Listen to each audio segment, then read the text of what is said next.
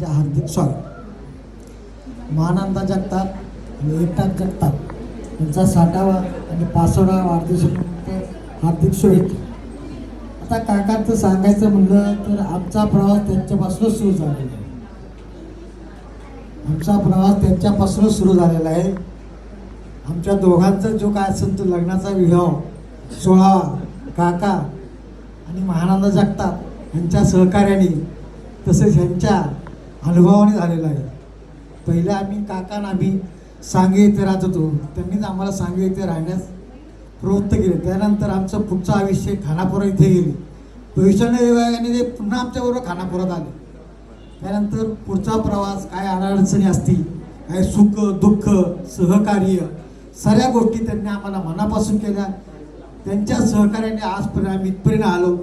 त्यांचे अनुभव त्यांचं मार्गदर्शन ह्या साऱ्या गोष्टी काकांनी आणि आमच्या मेहुणेबाई नंदा जगताप यांनी भरपूर सहकार्य केले। त्यांच्या सहकार्यामुळं आज आम्ही इथपर्यंत पोचलो। त्यांच्या मुलांचं शिक्षण, त्यांच्या मुलांच्या शिक्षणाबरोबर माझ्या मुलांचं शिक्षण असं प्रवास करत करत करत आम्ही पुढे आलो। त्यानंतर काकांनी जमीन घेतली धनकवडीमध्ये। त्यानंतर त्यांच्या सहकार्याने पुन्हा आम्ही वडगावमध्ये जागा घेऊन त्यांच्या जवळपासच राहायला आलो। योगा आहे की आजपर्यंत आम्ही त्यांच्या जवळच कायम राहत आलेलो आहे। त्यांचं सहकार्य माझं घर बांधण्यापासून लग्नापासून तर घर बांधण्यापासून पूर्ण सहकार्य मला काकांनी केलेलं आहे।